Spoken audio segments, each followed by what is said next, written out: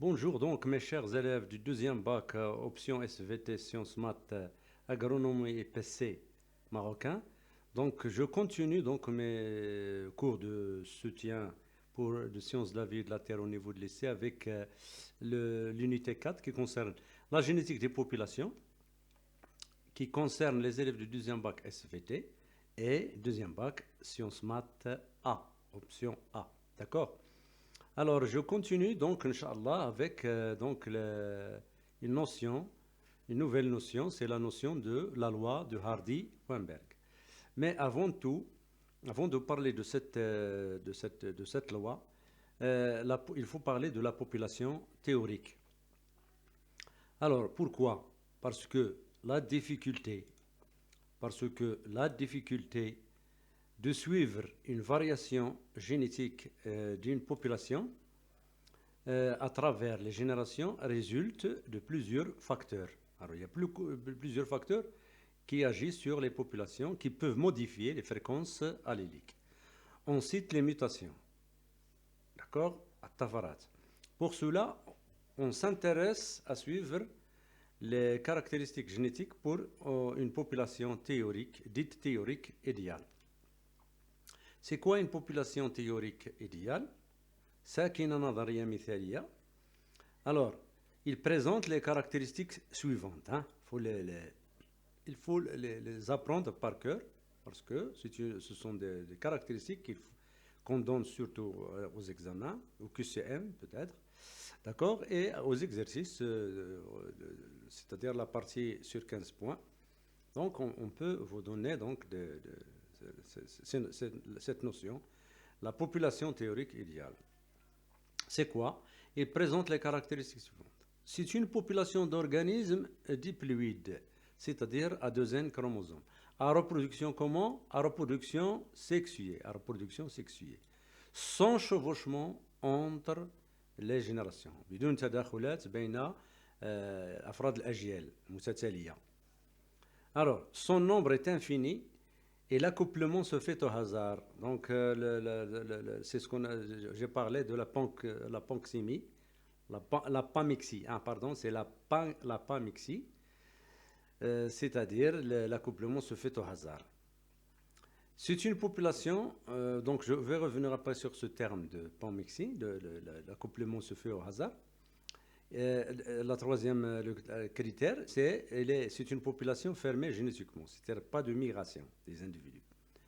Pas de sortie, pas d'entrée. D'accord? Des individus vers la population ou bien vers l'extérieur.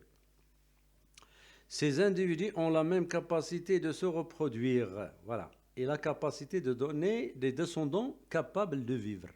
Voilà. Chaque individu donc donc tous les individus ont la même capacité. D'accord? La population est panmictique, voilà. Les couples se forment au hasard, voilà. C'est ce qu'on appelle la panmixie. Et leurs gamètes se rencontrent au hasard, la pangamie. D'accord? C'est une population caractérisée par l'absence de mutations et de variations génétiques lors de la ségrégation des chromosomes en méiose, c'est-à-dire lors du brassage interchromosomique. D'accord? C'est-à-dire si on prend par exemple un individu donc, de génotype grand A, petit a, l'allèle dominant grand A, l'allèle récessif petit a, l'hétérozygote grand A, petit a donne toujours 50% de gamètes grand A et 50% de gamètes petit a. D'accord? Alors, la loi de Hardy-Weinberg, que dit-elle? L'énoncé de la loi de Hardy-Weinberg. La loi de Hardy-Weinberg considère que la fréquence des alléliques, voilà, et génotypiques reste constante d'une génération à une autre. Souvenez-vous du calcul de fréquence du génotype dans la vidéo précédente en utilisant la loi la méthode des probabilités. Donc la fréquence allélique et la fréquence génotypique restent constantes d'une génération à une autre au sein d'une population dite théorique idéale. Alors, si la fréquence allélique et génotypique reste constante d'une génération à une autre, alors cette population est dite en équilibre. Cette population est décrite alors comme étant en équilibre. Alors, en arabe, je récapitule un peu en arabe. الساكنة النظرية المثالية تتميز بعدة خاصيات. هذه الخاصيات يجب أن تحفظ على ظهر قلب. هي ساكنة لكائنات ثنائية الصيغة الصبغية ذات توالد جنسي، لا يتداخل أفرادها، ليس هناك تداخل بين أفراد الأجيال المتتالية.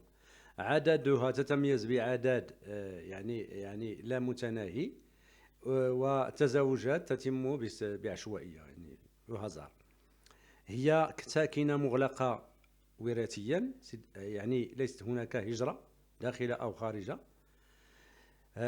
جميع الأفراد لهم نفس القدرات للتزاوج ونفس القدرات لإعطاء خلاف قادر على العيش.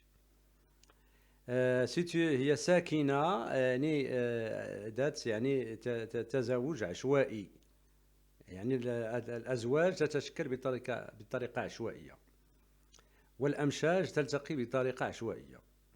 داكور. هي ساكنة تتميز بغياب الطفرات وغياب التغيرات الوراثية خلال يعني افتراق الصبغيات في الانقسام عند ظاهرة الانقسام الاختزالي، c'est-à-dire عند تشكل الأمشاج. إذا أخذنا فرض له نمط وراثي جرونتا بوتيتا، يعطي دائما 50% من الأمشاج جرونتا و50% من الأمشاج بوتيتا. قانون هاردي وينبرغ ماذا يقول؟ يقول هاردي وينبرغ يعتبر هذا يعني لا لوا دو هاردي سي دو سافون دونك يعتبران على أن تردد إذا أن تردد الحليلات وتردد الأنماط الوراثية يبقى ثابت من جيل لآخر، حين ذاك نقول أن الساكنة في حالة توازن.